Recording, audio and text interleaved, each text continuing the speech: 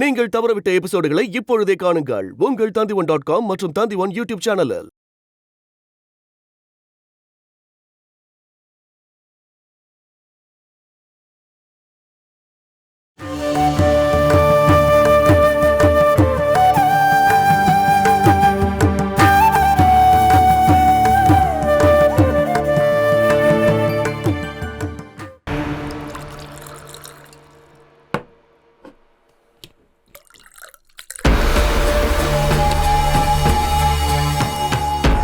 நான் இப்ப 4வது பெக்கு குடிக்க போறேன். இருந்தாலும் அவன் இன்னும் குளிச்சுட்டு வரவே இல்லை. இவன் வேணும்னு பண்றான், நான் தான் சொன்னேன் இல்லைன்னு. அவ வேண்டான்னு சொல்லியிருப்பா, அவனோட பொண்டாட்டி. கொஞ்சம் மெதுவா பேசுடா. ஜித்துவோட விஷயத்துல நாம ஒரு தப்பு பண்ணிட்டோம். இனி நம்மளால எந்த பிரச்சனையும் வரவே கூடாது. பிரச்சனை உண்டு பண்றதுக்காக இல்ல, நாம நம்ம விஷயத்தை டிஸ்கஸ் பண்ணோம் இல்லையா? அவனே இங்க உட்கார வச்சு ஒரு முடிவு எடுக்கலான்னு நீங்க தானே சொன்னீங்க.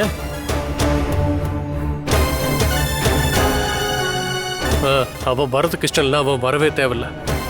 நாளைக்கு நாம அந்த சுகுமாரன் நேர்லயே பார்த்து அம்மாவுக்கு கம்பெனி லீஸை கொடுக்க வேண்டாம்னு சொல்லிடணும். வெறும் 15 லட்சம் ரூபாய்க்கு அந்த சூர்யா குரூப்பை அம்மாவுக்கு கொடுக்குறாருன்னா அவருக்கு நிலைமை மோசமாலாம் இல்லை. நம்ம கம்பெனியை உடைக்கிறதுக்காக அம்மாவை அவன் ஆயுதமா யூஸ் பண்றான். ஆனா நாம அந்த ஆளுக்கு எந்த துரோகமும் பண்ணவே இல்லையே. நம்ம கம்பெனி வளர்ந்தப்போ அந்த ஆள் கம்பெனி நாசமா போச்சு. இந்த பிசினஸ்ல ஏற்ற இறக்க எல்லாமே சாதாரணம் தானே. டேய், உயரத்துல இருக்கும் போது தான் இந்த மாதிரிலாம் யோசிக்க தோணும். பிசினஸ் பண்ணவனோட உடஞ்ச மனசுக்குள்ள எப்படியாவது நம்ம பழைய நிலைமைக்கு வந்துடணும்ன்ற எண்ணம் எப்பவுமே இருக்கும்டா. ஆனா அம்மா அந்த சூர்யா குரூப்பை லீஸ்க்கு எடுத்து டெவலப் பண்ணிட்டு வந்தா சுகுமார் நாயருக்கு என்ன லாபம்? அந்த ஆள் ஆரம்பிச்சு வச்ச கம்பெனியோட பேரு அது மறுபடியும் வரும்ல. லீஸ் முடிஞ்சதுக்கு அப்புறமா அந்த கம்பெனியை திரும்ப வாங்கிக்கலாம். அம்மா ஒரு விஷயத்துல இறங்குறாங்கன்னா அதுல கண்டிப்பா ஜெயிப்பாங்கன்னு அவனுக்கு நல்லாவே தெரியும். நம்ம அம்மாவை இதுல ஆயுதமாக்கி ஜெயிக்கணுங்கிறது தான் அவனோட லட்சியம். இல்ல, சூர்யா குரூப் மறுபடியும் டெவலப் ஆனா அதனால நம்ம கம்பெனி தான் நஷ்டமாகும். அண்ணா இதுக்கு ஒத்துக்காதீங்க. நாம ஏதாவது ஒரு ஃப்ராடு தனத்தை பண்ணியாவது நாம அந்த டீலை நாளைக்கு உடைச்சே ஆகணும். உடைச்சே ஆகணும்.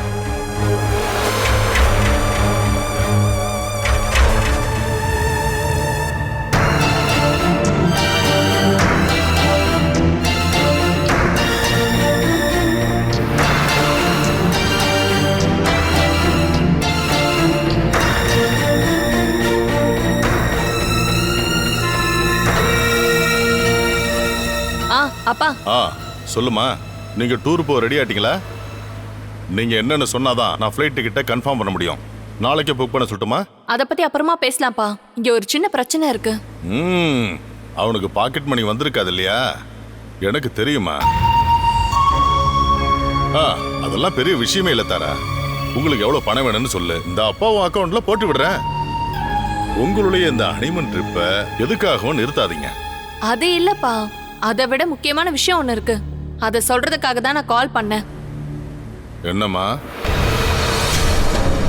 சொல்லுமா.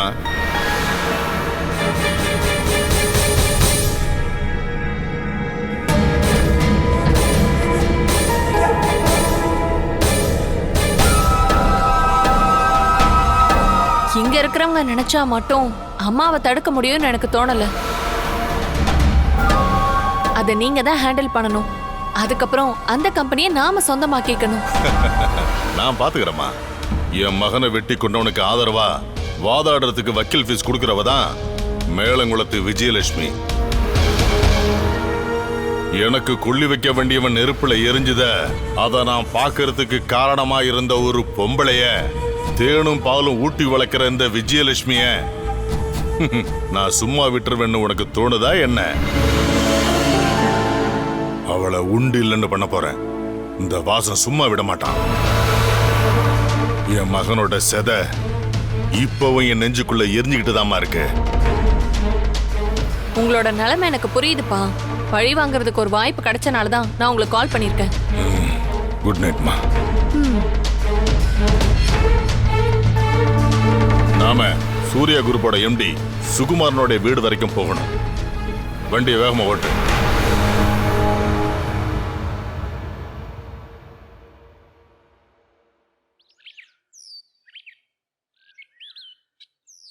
இன்னைக்கு நம்மளோட வாழ்க்கையில புதுசா ஒரு வழி பிறக்க போதுமா?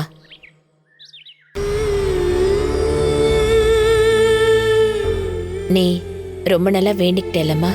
நீங்க எங்கேயுமே தோக்க கூடாதுன்றதுதான் என்னோட பிரார்த்தனையே. நீங்க ஜெயிச்சீங்கன்னா நானும் ஜெயிச்ச மாதிரி தான். உன்னை நினைச்சு பெருமைப்படுறேன்.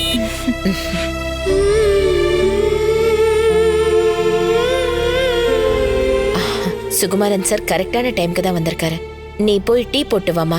நாங்க 2 பேரும் அதுக்குள்ள பேசிட்டு இருக்கோம். அவருக்கு டீல சக்கரை போட வேண்டாம். சரிம்மா.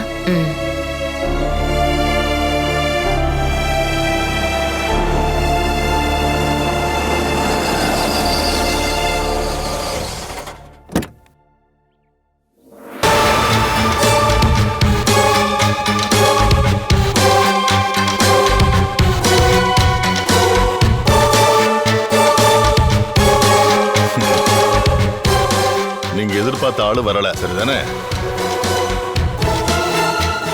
மன்னிக்கணும். என்ன மன்னிக்காதீங்க, சுகுமாரனை மன்னிச்சிருங்க.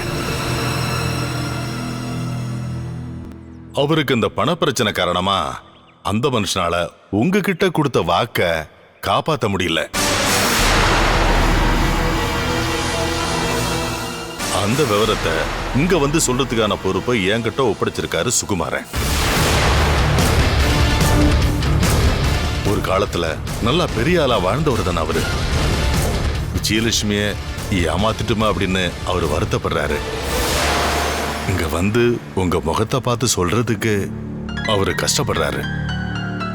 வாக்க காப்பாத்த முடியலன்னு எனக்கு ஃபோன் பண்ணி சொல்லியிருந்தா கூட நான் சந்தோஷப்பட்டிருப்பேன். என்ன அவர் அவமதிக்கிறாரு. ஐயோ, அது ஏன்? நீங்க அந்த கம்பெனியை வாங்க போறது எனக்கு நல்லாவே தெரியும். அதுக்காக நீங்க சுகுமாரனை குத்த சொல்லக்கூடாது, சரியா? நான் தான் வாண்டடா இதுக்குள்ள போய் இன்வால்வ் ஆனேன். சூர்யா குரூப்ங்கிறதெல்லாம் ஒரு சாதாரண கம்பெனியா என்ன? உடைஞ்சு முழுக போற அந்த கப்பலை வாங்கணும்னு நினைச்ச அந்த விஜயலட்சுமியோட மூளை இருக்குல்ல, அதை நான் பாராட்டியே ஆகணும். உண்மையை சொல்லணும்னா அந்த கம்பெனியை பூட்ட போற விஷயம் எனக்கும் நல்லா தெரியும். ஆனா அதை வாங்கி நம்ம நடத்தணும்னா ஒரு புதிய பிசினஸ் ஆரம்பிக்கிறதோட ரொம்ப ஈஸி. அந்த கம்பெனியை வாங்கணுங்கிற புத்தி எனக்கு கொஞ்சம் கூட தோணவே இல்லை. ஆனா விஜயலட்சுமி அதை நோட்டம் பார்த்துட்டாங்கன்னு அதை நான் கேள்விப்பட்டப்ப எனக்கு விஷயம் புரிஞ்சு போச்சு. நாம இந்த பிசினஸ்ல குடும்பம் சொந்தம் இதெல்லாம் பார்க்க போறது இல்லைல்ல. விஜயலட்சுமி 15 லட்சம் ரூபாய் கொடுத்து அந்த கம்பெனியை லீஸுக்கு எடுக்கலாம்னு நினைச்சப்போ நான் அதை 90 லட்சம் ரூபாய் கொடுத்து எனக்கே சொந்தமாக்கிக்கிட்டேன். விஜயலட்சுமி, நீங்க என்ன தப்பா நினைச்சிடாதீங்க. கவர்மெண்ட் பார் எல்லாம் க்ளோஸ் பண்ணணும்னு நினைச்சப்போ இந்த வாசனோட 4 பார் அவங்க பூட்டிட்டாங்க. இந்த பியர் பார் இருக்கு, அதனால ஒரு பிரயோஜனமும் இல்லை. நல்லா பால் கறக்கிற சிந்து பசு டக்குன்னு பாலை நிறுத்தின மாதிரி ஒரு அவஸ்தையில மாட்டிக்கிட்டேன். வெள்ளம் போல ஓடோடி வந்த என் பணம் எல்லாமே உடனே அது ஸ்டாப் ஆயிடுச்சு.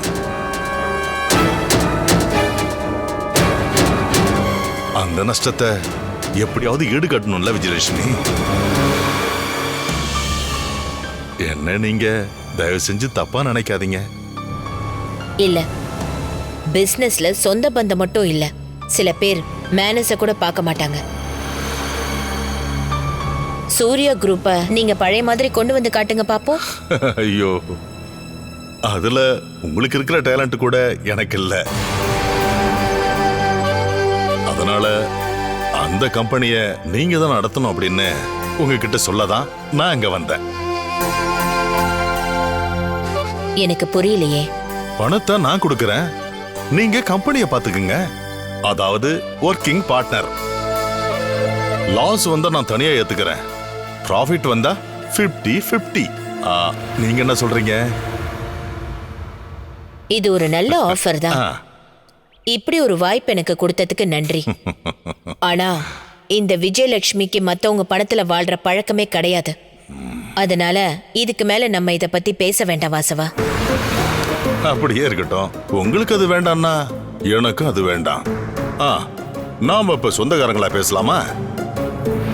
மேலங்குளத்துல இருந்து நீங்க இந்த வீட்டுக்கு வந்ததுக்கு அப்புறமா பல தடவை நான் உங்களை வந்து பார்க்கணும்னு நினைச்சேங்க. இப்பதான் எனக்கு அதுக்கான நேரம் அமைஞ்சது.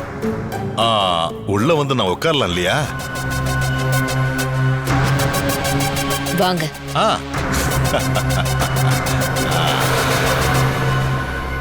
உட்காருங்க. நான் வெளியே போகும்போதெல்லாம் என்ன பாக்குறவங்க எல்லாம் ஒரே ஒரு கேள்விதான் என்கிட்ட கேக்குறாங்க.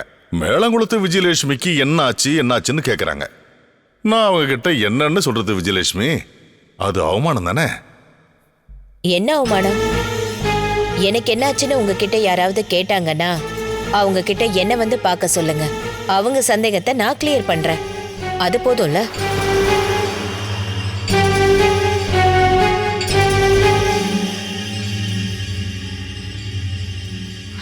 அம்மா டீ.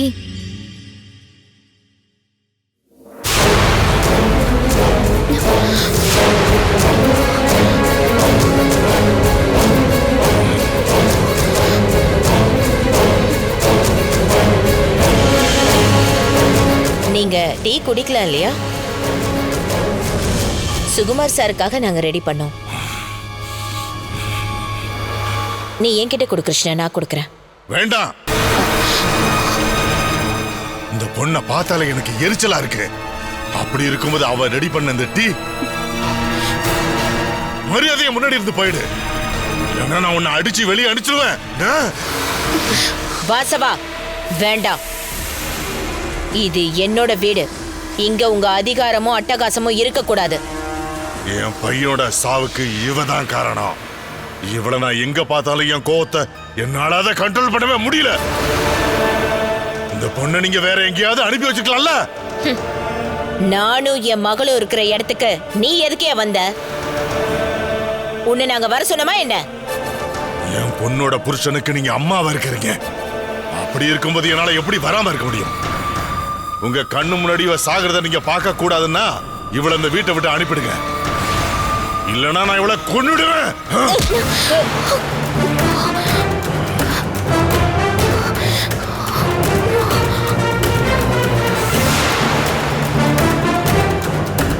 என் குழந்தை உடம்புல உன் சுண்டு விரல் பட்டுச்சு, இந்த கைய வெட்டிடுவேன்.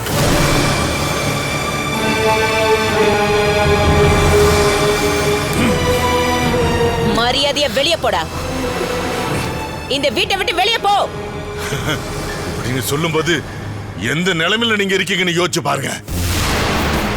மேலங்குளத்து விஜயலட்சுமி இப்ப இல்ல. இந்த வீடு இல்லாம போச்சுன்னா இந்த நாசமா போறவரோட கைய பிடிச்சிட்டு தெருவுல தான் நிக்கணும். அப்ப இந்த வாசனா தான் நின்றுட்டு இருப்பான். அன்னைக்கு நம்ம மீட் பண்ணலாம் விஜயலட்சுமி.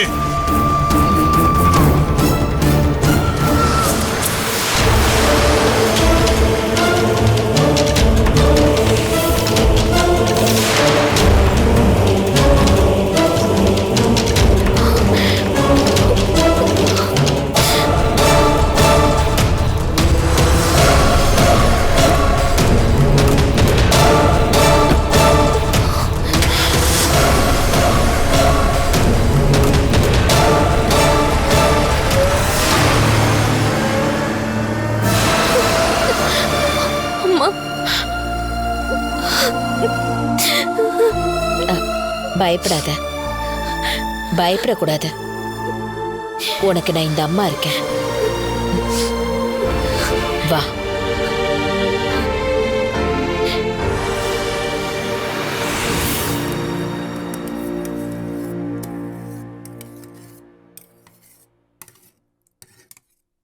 மகிமாமாவும் என் வீட்டுக்காரும் காலங்காத்தாலேயே போனாங்களே பாமாக்கா.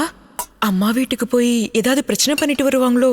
ஏய், அவங்க எதுக்காக அம்மாவை பார்க்க போறாங்க? சுகுமார் நாயரை லவ் பண்ணா அம்மாவோட பிசினஸ் சாம்ராஜ்யம் உடனே உடைஞ்சிரும் இல்லையா? இருந்தாலும் என் வீட்டுக்காருக்கு கொஞ்சம் கோவம் அதிகம்தான்.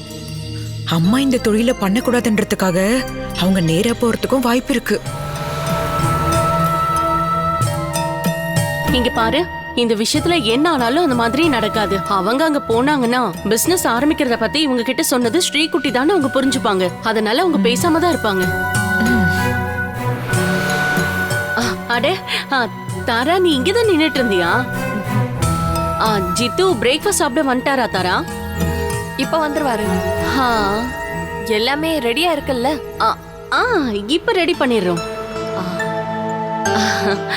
இங்க இருக்க எல்லாருக்கும் சுட சுட சாப்பிடணும். அதுக்கு ஏத்த மாதிரி தான் சமைக்கிறோம். ஜெயா, அந்த பிளேட் எல்லாத்தையும் எடுத்து வச்சிருமா. நீயும் வந்து உதவி பண்ணலாம்ல தாரா? நீ கிச்சனுக்குள்ள வர்றது எங்களுக்கு ஒரு பிரச்சனையும் இல்ல. ஒருவேளை என்ன எதிர்த்தாங்கன்னா அவங்கள அடிச்சு போட்டுட்டு தான் நான் உள்ள போவேன். இங்கே இப்போ எந்த எதிர்ப்பும் இல்லாததுனால நான் விட்டு கொடுக்குறேன். அது மட்டும் இல்ல, எனக்கு கிச்சன்ல வேலை பார்த்து பழக்கமே கிடையாது. இதுக்கப்புறம் பழகிக்கணுங்கிற எண்ணமும் இல்ல. இப்ப இங்க நாங்க இருக்கிறதால உனக்கு எந்த பிரச்சனையும் இல்ல. ஒருவேளை தனியா குடி போயிட்டீங்கன்னா என்ன பண்ணுவ? சர்வெண்ட்டை வைப்பேன். பணம் இருந்தா இந்த நாட்டுல என்ன வேணாலும் வாங்கிக்கலாம்க்கா.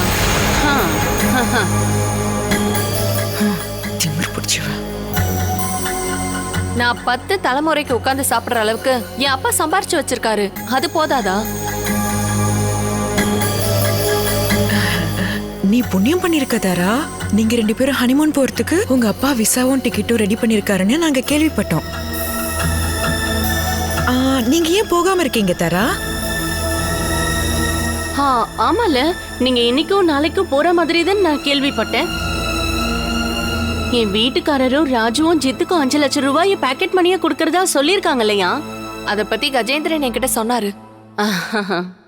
அவங்க 2 பேரும் ரொம்ப டைட்டா இருக்காங்கல்ல, அதனால அந்த பணத்தை நாங்க வேண்டான்னு சொல்லிட்டோம். அந்த பணத்தை என் அப்பாவே தரதா சொல்லிட்டாரு. ஆனா அப்பா உடனே ஒரு புது பிசினஸ் ஆரம்பிக்க வேண்டிய சூழ்நிலை. நிறைய லட்சங்களை அதுல இன்வெஸ்ட் பண்ணிருக்காரு. அப்படி இருக்கும்போது அப்பாவை கஷ்டப்படுத்துறது சரியா இருக்காதுல்ல. அப்போ நீங்க ஹனிமூனுக்கு துபாய்க்கு போலியா? இப்போதைக்கு இல்ல. ஐயோ, எங்களுக்கு தான் கஷ்டமா இருக்கு. நீ ரொம்பவே ஆசைப்பட்டல தாரா? இல்ல, நான் துபாய் ஃபெஸ்டிவலுக்கு 2 தடவை போயிட்டு வந்திருக்கேன். அத பார்க்காதது கஜேந்திரன் தான். அப்புறம் அவரு அதை விட முக்கியத்துவம் எதுக்கு காட்டுறாருன்னா, அப்பா புதுசா ஆரம்பிச்ச அந்த பிசினஸ்க்கு தான்.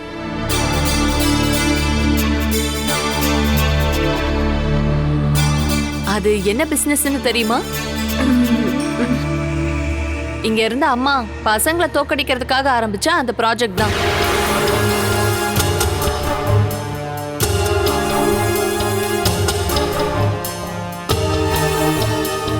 ஏதோ ஒரு சுகுமார் நாயர் க்ளோஸ் பண்றதா இருந்த அந்த கம்பெனிய 15 லட்சம் ரூபாயை கொடுத்து லீஸுக்கு எடுத்து நடத்தலான்னு அம்மா பிளான் பண்ணியிருந்தாங்க.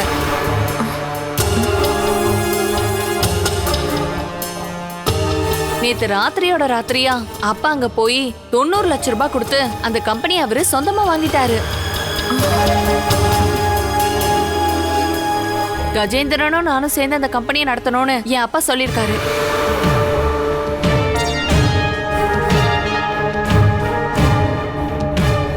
தாரா, சாப்பிடலாமா? இதோ வரேங்க. அவர் வந்துட்டாரு, நீங்க சாப்பாடு எடுத்து வைங்க.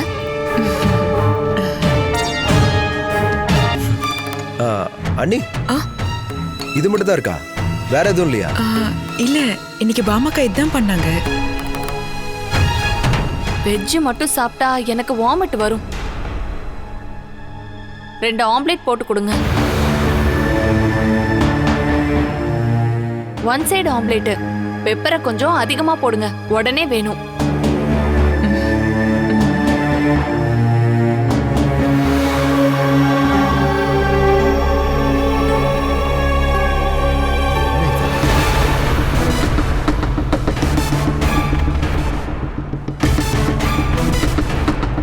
இவளுக்கு இருக்கிறது போதாதான் 2 ஆம்லெட் போட்டு கொண்டு வர சொல்றா. எனக்கு ஆர்டர் போடுறதுக்கு அவ யாரு? சர்வ் பண்றவங்க கிட்ட தானே சாப்பிடுறவங்க ஃபுட் ஆர்டர் பண்ணுவாங்க. நீ அதை அப்படி எடுத்துக்கிட்டா போதும். ஆம்லெட்டை நான் போட்டு கொடுக்கறேன். இங்க பாருங்க, நீங்க அதை போட்டு நீங்களே கொண்டு போய் கொடுங்க. நான்லாம் கொண்டு போக மாட்டேன். சொத்துப்படி பார்த்தா இந்த வீடு எங்க வீட்டுக்காரது. என் வீட்லயே இருந்துகிட்டு என்னையும் அதிகாரம் பண்றா. அப்புறம் எனக்குன்னு என்ன மரியாதை இருக்கு? அவ பெரிய கோடீஸ்வரனோட பொண்டாட்டி இல்லையா? ஒருவேளை அவ இப்படிதான் வாழ்ந்திருக்கா போல. நம்ம அது எல்லாத்துக்கும் குத்தம் சொல்லிட்டே இருந்தோம்னா நம்ம புருஷங்க கூட அந்த வாசவ முதலாளி பொண்ணுக்கு தான் சப்போர்ட் பண்ணுவாங்கம்மா. பெரிய கோடீஸ்வரியா இருந்தா வேற வீட்டுக்கு போக வேண்டியது தானே? தேவையில்லாம என்ன டென்ஷன் பண்றா? அவங்க 2 பேரும் இங்க எதுக்கு இருக்கணும்? அப்படின்னா நீ என்னையும் நினைச்சுதான் இதெல்லாம் சொல்லிட்டு இருக்க போல.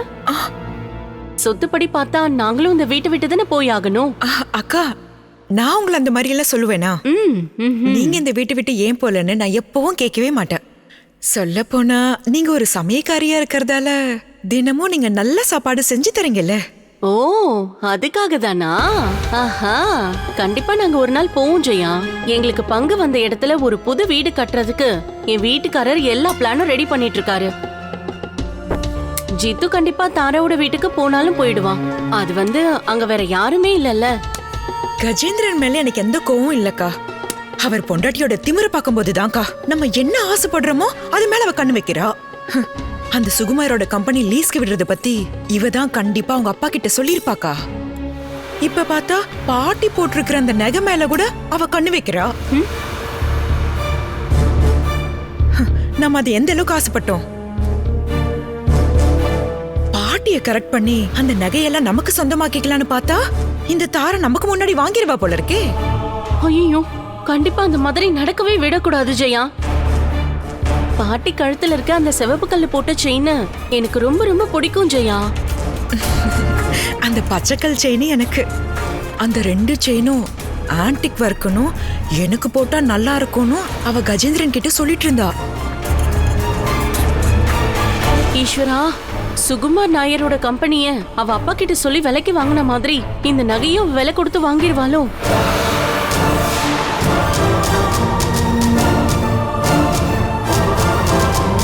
Catch us on TV, Tandivan.com, Facebook and YouTube.